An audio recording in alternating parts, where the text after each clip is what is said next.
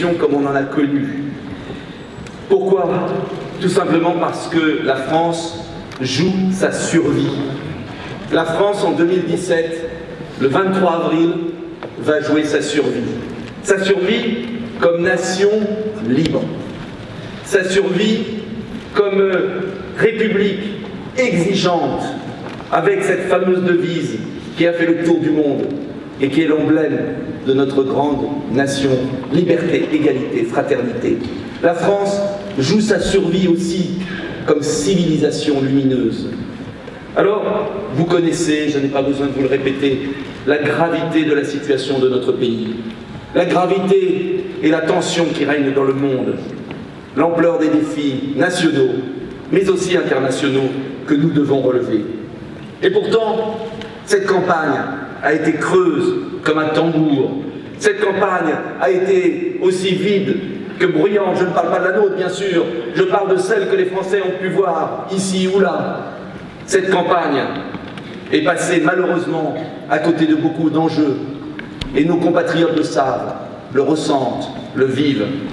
Alors il y a eu d'abord ces primaires bidons qui ont abouti à désigner des candidats en carton-pâte. Il y a eu ensuite une opération de communication massue pour transformer le fils prodigue de François Hollande en chevalier blanc de la pensée libre. Et puis on a entendu 100 fois le disque rayé des candidats protestataires que le système aime tant mettre en scène pour faire peur aux Français et finalement se maintenir éternellement au pouvoir. Plus grave, cette campagne aura été empoisonnée par les affaires en tout genre. Non, ces affaires ne sont pas un pseudo-complot contre des candidats qui n'ont été que les victimes de leurs propres mensonges. Pire, n'assumant pas leurs responsabilités, ils ont préféré prendre en otage l'élection présidentielle. Ils ont préféré déconsidérer toute la classe politique et en fin de compte, vider de son sens le débat présidentiel. Honte à eux, honte à eux. Mais vous avez bien compris que toute cette mascarade n'était pas un hasard. Car ceux qui dirigent le pays depuis tant d'années, ceux qu'on appelle le système, car il s'agit bien d'un système organisé, tentaculaire, néfaste, prétentieux, dangereux, eh bien oui, ils savent au fond d'eux-mêmes, bien évidemment, que le peuple ne les supporte plus. Il ne supporte plus. Le peuple français ne supporte plus leurs échecs. Le peuple français ne supporte plus leurs privilèges, leur corruption, leur fréquentation, leur mépris, leur arrogance. Et ils ont tremblé, oui, ils ont tremblé devant les avertissements que le peuple français leur adresse depuis 20 ans. Souvenez-vous, le succès de la fracture sociale sur le baladurisme ambiant en 1995. Souvenez-vous de la dissolution ratée de 1997. Souvenez-vous du choc de 2002. Souvenez-vous de la magnifique victoire du référendum auquel nous avons tous contribué de 2005.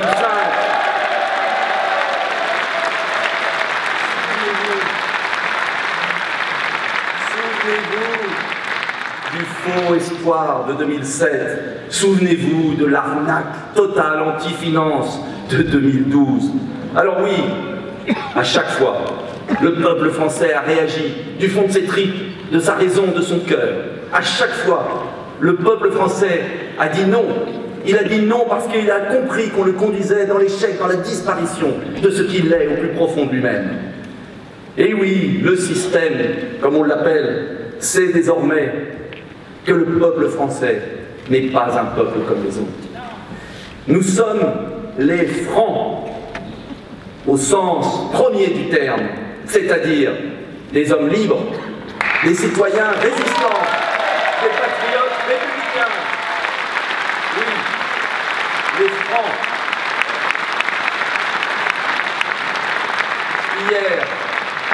Hier, j'étais à Reims. Hier, j'ai été dans la cathédrale de Reims. Et j'ai marché sur cette plaque si émouvante où Saint-Rémy a baptisé Clovis. Et quand on est là dans la cathédrale de Reims, on sait que la France n'est pas un pays comme un autre, que la France a des siècles d'histoire, que la France, elle s'est forgée, et que la France, oui, d'hommes libres, de citoyens résistants, de patriotes républicains, humanistes, que cette France-là n'acceptera jamais le joug d'une mondialisation atroce, inhumaine, qui dégrade l'humanité. Nous ne l'accepterons pas, et c'est l'honneur de la France.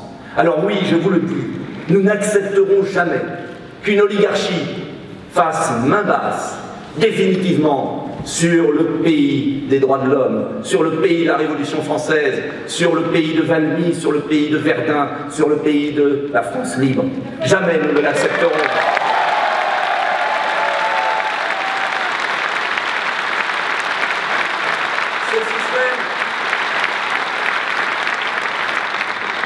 Ce système, ce n'est pas, comment dire, une menace abstraite. Ce système, c'est une réalité connue de tous les Français. Oui, c'est ce système qui a organisé méthodiquement la destruction de nos usines, la délocalisation de nos emplois en Chine et ailleurs. Ce système, il a planifié la destruction des emplois sur notre sol, même avec les travailleurs détachés, ces malheureux qui viennent de l'Est, se faire exploiter en France, sans payer nos charges sociales, ce qui ruine nos artisans et nos PME.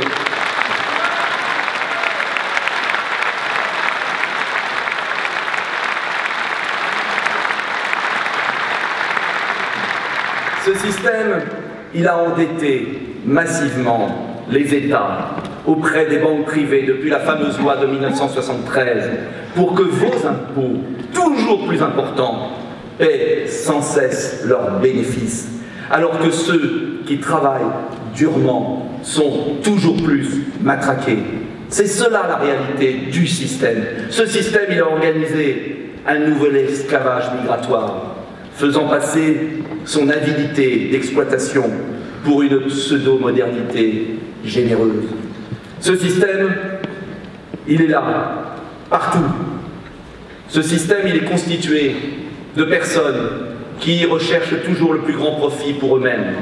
Ce sont des patrons de multinationales, ce sont des dirigeants de grandes banques, ce sont des lobbyistes en tout genre qui intriguent à Bruxelles et dans les grandes capitales.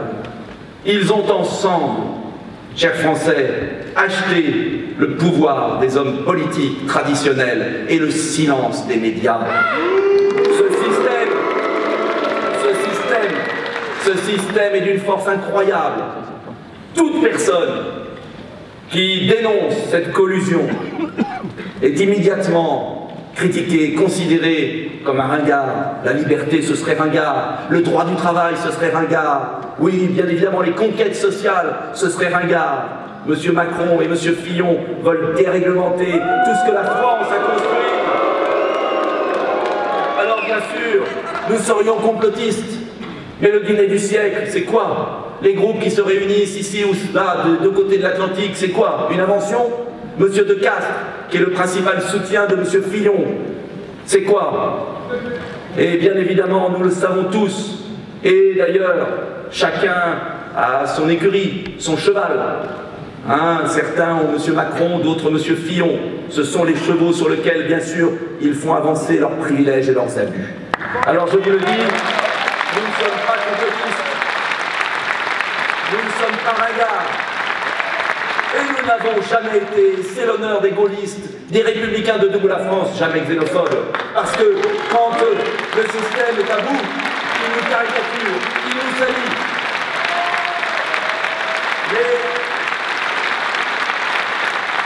Mais je vous le dis, la réalité est bien là. Le système se casse les dents sur le peuple français, ce peuple indomptable. Alors oui, faute de pouvoir le soumettre, terrorisé d'avance par son vote éventuel, après avoir tout tenté, pendant 20 ans, pour imposer une politique, contraire à nos traditions, à nos valeurs républicaines, à notre idéal de justice. Après avoir tout tenté, eh bien, le système a décidé de manipuler l'opinion pour voler l'élection présidentielle aux Français.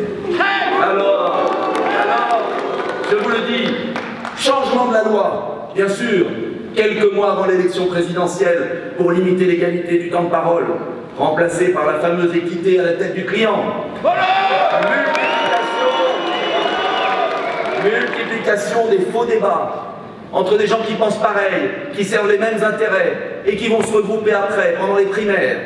Et sabotage des vrais débats pendant l'élection, car c'est ça dont il s'agit. Et je remercie les chaînes de télévision, oui, qui ont eu le courage d'organiser un vrai débat à 11.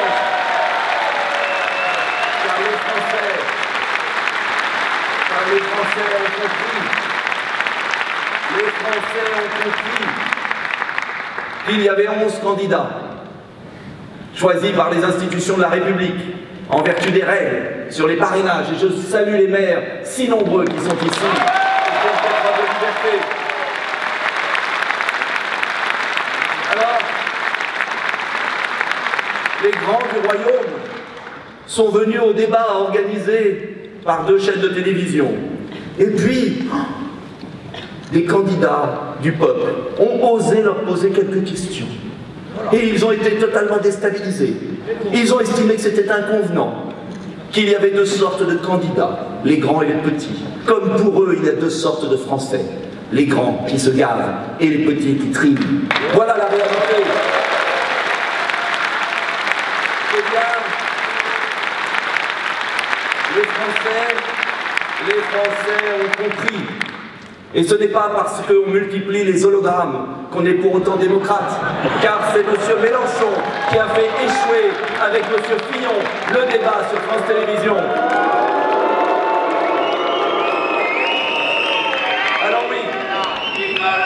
Alors oui, nous ne sommes pas dupes, et les Français doivent savoir que M. Mélenchon et M. Fillon ont tout fait pour éviter un débat. Et heureusement, France Télévisions a maintenu l'émission de demain qui ne sera pas un vrai débat, mais au moins on pourra parler aux Français. Car en démocratie, on a quand même le droit de parler aux Français.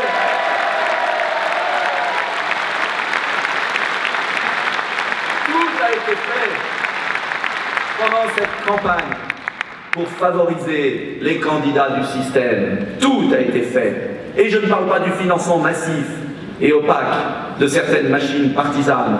Je ne parle pas des voyages à Londres, des voyages à New York, des voyages en Suisse pour aller chercher de l'argent, pour aller chercher ceux qui ont beaucoup d'argent, tandis que nous faisons campagne avec nos mains, avec notre cœur, avec nos convictions, avec 10 fois moins d'argent que les autres.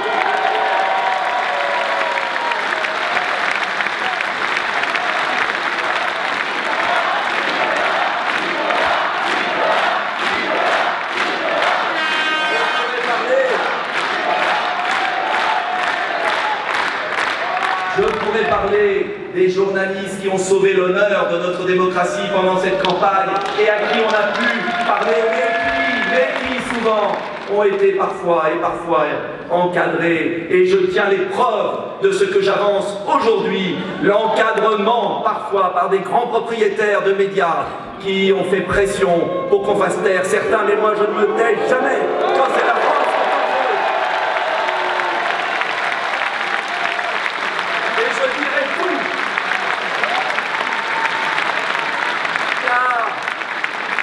La France de 2017 n'a parfois rien à envier à la Russie de Poutine ou au Venezuela de Chavez. Alors, oui, je pourrais parler enfin de la mobilisation générale, de toutes les vieilles gloires, de tous les chevaux de retour de la politique politicienne qui ont tant abîmé la France et fait souffrir les Français depuis 20 ans. Et ils se sont tous regroupés derrière M. Macron. Ah oui, vous avez compris. Vous avez compris. Emmanuel Macron, c'est la modernité, c'est la nouveauté, c'est le progrès, c'est la liberté. Alors c'est pour ça que tous ceux qui ont réussi dans la vie politique et qui ont servi la France l'ont rejoint. Je ne vais pas vous faire la liste de Pierre Berger à Bernard Kouchner, en passant par Jean-Michel Baillet. Jean-Michel Baillet, quelle chance! M. Macron vient de recevoir le soutien de Jean-Michel Baillet. C'est un grand progrès, mais il y avait Daniel Cohn-Bendit, Alain Minc, Jacques Attali, Laurence Parisot, Robert Hue, de vieilles gloires déchues qui vont à la recherche d'une survie artificielle.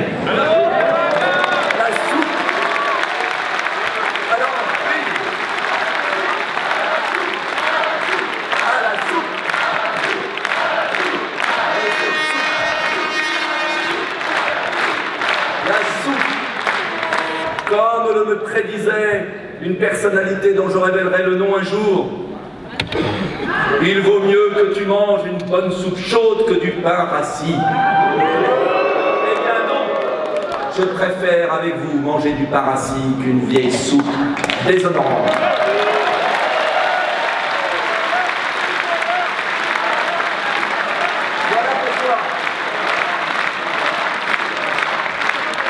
Voilà pourquoi mon combat pour la démocratie française, est indissociable de mon combat pour la France et pour les Français.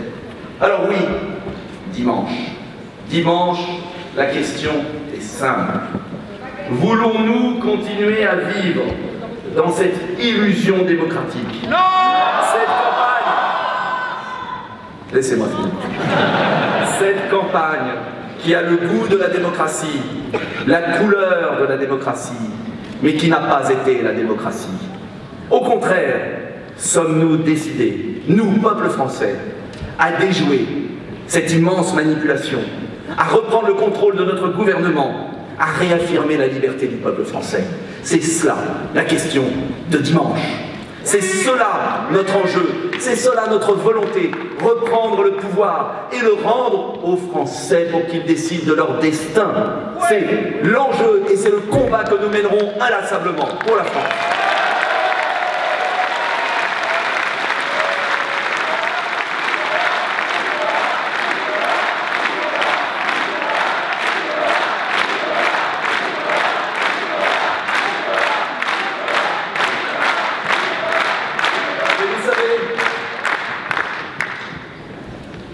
Depuis que nous avons commencé ensemble notre combat, depuis que nous sommes rassemblés, nous n'avons jamais douté, en tout cas je n'ai jamais douté, vous non plus, si vous êtes si nombreux aujourd'hui, que le peuple français ne se laisserait pas faire et allait un jour ou l'autre se lever. Je le sais, nous le savons, car nous connaissons la France, ses racines profondes, son histoire glorieuse, ses valeurs humanistes. Le système veut des femmes et des hommes sans racines, sans histoire, sans instruction, sans famille. Le système veut des fantômes qui errent dans un monde plat, sans identité ni fierté, sans idéaux, sans récit national. Le système affronte naturellement avec le peuple français cet adversaire coriace, car nous sommes fiers de savoir qui nous sommes. Je l'ai dit tout à l'heure, mais je le répète inlassablement, la France est une œuvre façonnée par les hommes et le temps, les terroirs et l'histoire, le travail et les arts, le courage et l'audace. La France est l'enfant chéri des plus beaux moments de l'histoire du monde, le creuset des humanités antiques, l'héritière des racines judéo-chrétiennes, la mécène de la Renaissance, le porte-étendard des Lumières, la résistante au totalitarisme, la puissance libre d'un monde multipolaire qui naît sous nos yeux. Oui, nous sommes le cœur battant d'une civilisation qui est née dans les milliers de villes et de villages de France et qui s'est rassemblée au cours de combats perdus puis gagnés ensemble, de grandes œuvres et de beaux dessins accomplis tous ensemble, d'une langue écrite et parlée ensemble qui rayonne, ne l'oubliez jamais, sur les 5 continents. Oui, nous sommes les héritiers des efforts, des sacrifices de tous les héros glorieux et anonymes qui ont fait à leurs enfants la promesse d'une vie meilleure. Alors, toutes les terres de France, de métropole et d'outre-mer, et je salue nos amis d'outre-mer et notamment de Mayotte, témoignent de notre patrimoine, de nos traditions, de nos savoir-être et de nos savoir-faire. L'exception culturelle française, c'est ce miracle qui n'appartient qu'à nous, qui permet que derrière la diversité de tout ce qui a enrichi la France, qui